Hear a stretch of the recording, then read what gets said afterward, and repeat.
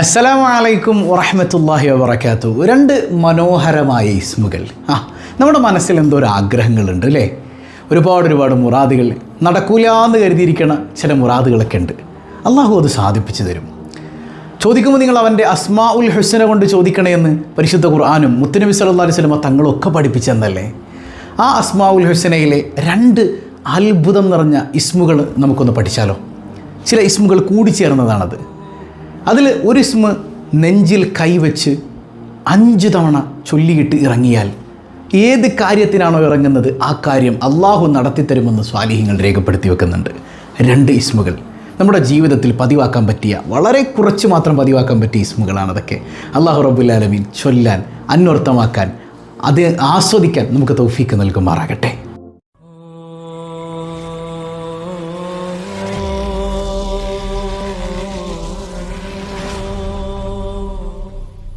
പ്രിയ സഹോദരങ്ങളെ, അതിൽ ഒരു ഇസ്മുണ്ടല്ലോ, ആ ഇസ്മ ചൊല്ലുമ്പോൾ അള്ളാഹുവിൻ്റെ അർശ് പോലും ഒന്ന് വിറയ്ക്കുമെന്നാണ് ഹബീബായ സല്ലല്ലാഹു അലൈഹി വസല്ലം തങ്ങളുടെ ഹദീസുകൾ വെച്ചുകൊണ്ട് പണ്ഡിതന്മാർ നമുക്ക് കൃത്യമായിട്ട് പഠിപ്പിച്ചു തരാണ്. അള്ളാഹിൻ്റെ അർശ് എത്ര വലുതല്ലേ? അർശിനെ കുറിച്ച് നിങ്ങൾ ചിന്തിച്ചിട്ടുണ്ടോ? മുത്തുനബി സല്ലല്ലാഹു അലൈഹി വസല്ലം തങ്ങൾ പറയുന്നുണ്ട്, ഇപ്പോൾ ഒരു വലിയ മരുഭൂമി, ആ മരുഭൂമിയിൽ നമ്മളൊരു മോതിരം, ചെറിയൊരു മോതിരം കൊണ്ടുപോയി വെച്ചാൽ ആ മോതിരം ഭൂമിയാണ്. ആ മരുഭൂമി അള്ളാഹുവിൻ്റെ അർശുമാണ്. ഇങ്ങനെ വലിയൊരു മരുഭൂമി, ഇപ്പോൾ സഹാറ മരുഭൂമി കൊണ്ടുപോയിട്ട് നമ്മൾ ഈ മോതിരം വെച്ചാൽ മോതിരം ഭൂമി അത്രയേ ഉള്ളൂ, മോതിരത്തിൻ്റെ അത്രയേ ഉള്ളൂ. ആ മരുഭൂമിയോ അത് അർശാണ്. അത്ര വലിപ്പമുള്ള അള്ളാഹുവിൻ്റെ അർശിനെ ഒന്ന് പിടിച്ചു കുലുക്കുന്ന അതിമനോഹരമായ അതിവിശിഷ്ടമായ ഒരു ഇസ്മ നമ്മളിന്ന് പഠിക്കാൻ അള്ളാഹു ഉൾക്കൊള്ളാൻ തൗഫീക്ക് നൽകട്ടെ.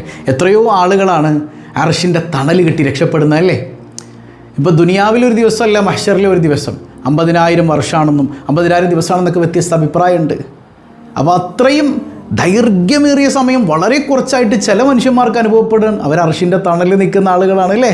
അള്ളാഹു അർശിൻ്റെ തണൽ ആസ്വദിക്കാൻ നമുക്ക് തൗഫീക്ക് നൽകട്ടെ. അർശിങ്ങനെ പ്രകമ്പനം കൊള്ളുമ്പോൾ പടച്ചോൻ മലക്കുകളോട് ചോദിക്കും, എന്താണ് കാരണം? പടച്ചവനെ, നിൻ്റെ ഇന്നാലിന്നടിമ ഈ ഇസ്മ മുൻനിർത്തി നിന്നിലേക്ക് കൈ ഉയർത്തി ചോദിക്കുന്നുണ്ടല്ല. എന്താണ് അവൻ ചോദിക്കുന്നത്?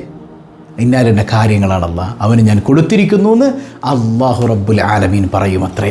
അത്ര അത്ഭുതകരമായൊരു ഇസ്മ. മഹാനായ സയ്യിദുന ജിബ്രീൽ അലൈഹിസ്സലാമിൻ്റെ ചിറകിൽ ഈ ഇസ്മ രേഖപ്പെടുത്തി വെച്ചിട്ടുണ്ട് അത്രേ. അത്ര മനോഹരമായ ഇസ്മാണത്. ഏതാണത്? യാ മാലിക്കൽ മുൽക്കി യാ ദൽ ജലാലി വൽ ഇക്റാം യാ അല്ലാഹ്.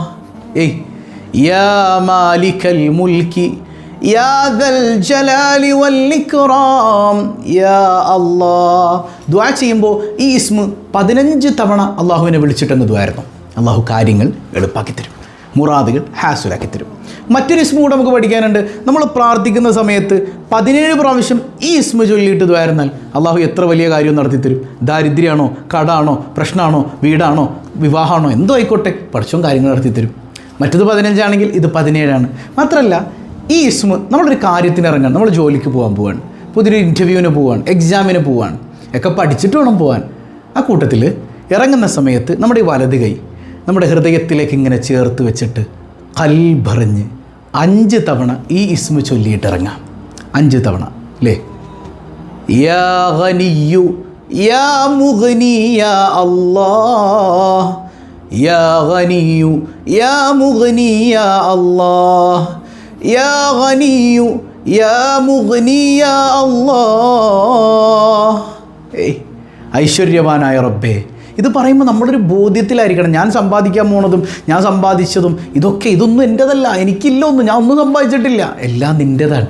നീയാണ് ധനികൻ, നീയാണ് സമ്പന്നൻ, നീയാണ് ഐശ്വര്യവാൻ, നീ തന്നതല്ലാതെ ഒന്നും കയ്യിലില്ല റബ്ബേ. മനസ്സിലാവുന്നുണ്ട്? ഈ വിനയവിധേയനായി നിന്ന് ഈ 2 ഇസ്മുകൾ ചൊല്ലി നിങ്ങൾ പ്രാർത്ഥിക്കുമ്പോൾ ആ പ്രാർത്ഥന അള്ളാഹു സ്വീകരിക്കുമെന്ന് മഹത്തുക്കൾ രേഖപ്പെടുത്തി വെക്കാൻ പതിവാക്കൂലേ? അള്ളാഹു റബ്ബുൽ ആലമീൻ തൗഫീക്ക് നൽകി അനുഗ്രഹിക്കുമാറാകട്ടെ.